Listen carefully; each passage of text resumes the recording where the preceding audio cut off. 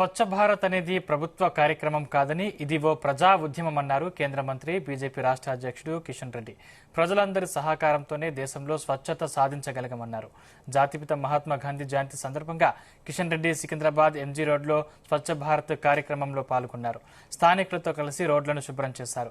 గతంలో స్వచ్ఛత విషయంలో ప్రజల భాగస్వామ్యం లేకపోవడంతో ప్రభుత్వం, పారిశుద్ధ కార్మికులు ఎంత పనిచేసినా విజయవంతం కాలేదని, ఈ విషయాన్ని గ్రహించిన ప్రధాని నరేంద్ర మోదీ 10 ఏళ్ల క్రితం ప్రజలను భాగస్వామ్యం చేస్తూ స్వచ్ఛ భారత్ కార్యక్రమాన్ని ప్రారంభించారని గుర్తు చేశారు.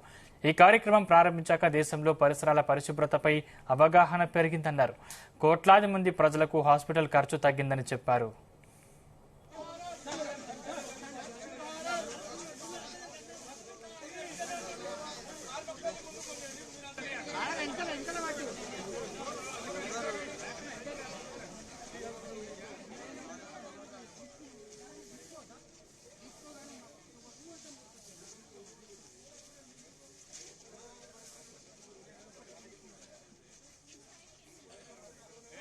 जबल इसको जबल इसको जबल इसको जबल इसको